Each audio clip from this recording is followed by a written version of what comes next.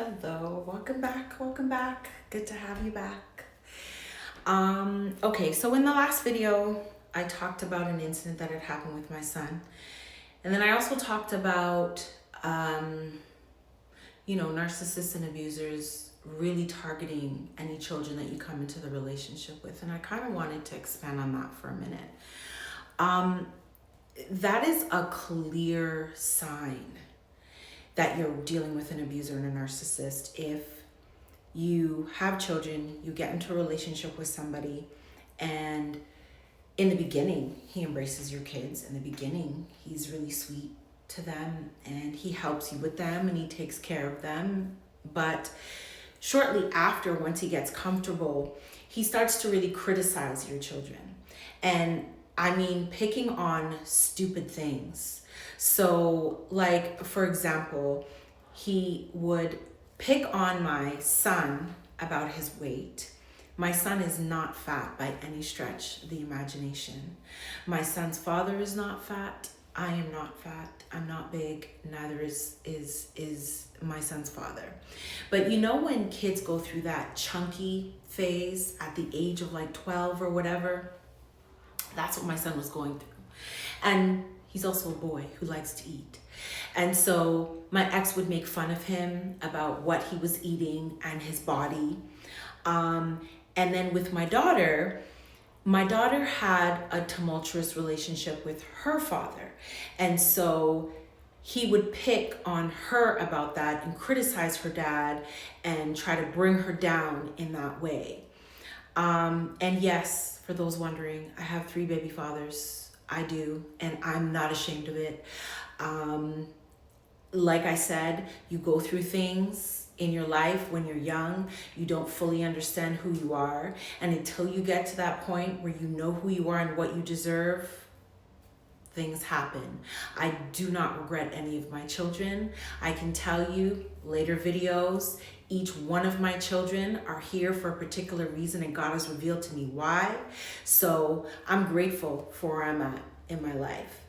And so that's one of the things that they like to do. They like to bring your children down and make it seem like to them, to make them feel like they're worthless. And so he tried to do that multiple times with my 2 older children. But what he didn't bank on is that I've always had a great relationship with them prior to him coming into their life.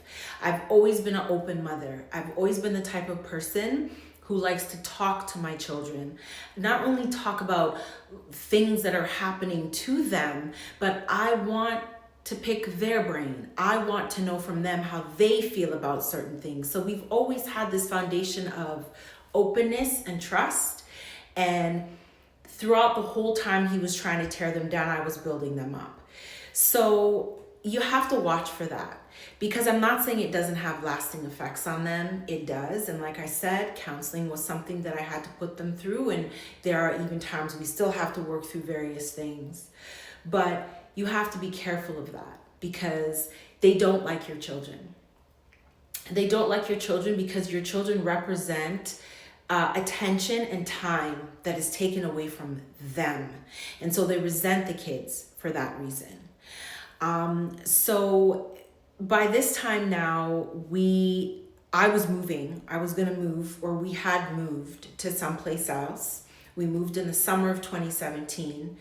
We started out in this place, and when we started out, per usual, everything was okay in the beginning. But this is when it really started to get bad. In the space of time we lived in this new place, I want to say police were called at least 3 times there, from the time we moved there until the time he actually ended up leaving. So, or should I say being removed from the home. And remember, I'm also now fully in my relationship with God. I'm in a situation where I am in my Bible morning, I'm in my Bible evening, I'm in my Bible at night. I'm reading the Word. I'm reading, in addition to reading the entire Bible, I'm also studying the Word. I'm also learning about different things that I never even seen. Because the thing with the Bible is, or the Word of God is, you have to read and reread and reread. And I promise you, when you read it like the third or fourth time, you'll see this verse in a way that you never saw it, even though you read that same verse 2 or 3 times before. So by 2017, I had already read the entire Bible in 1 year, and I was reading it again and doing other plans. So I was fully immersed in God, and I was really starting to see myself. I was really starting to see my worth and who I was, and coming to the point of realization that this was bullshit.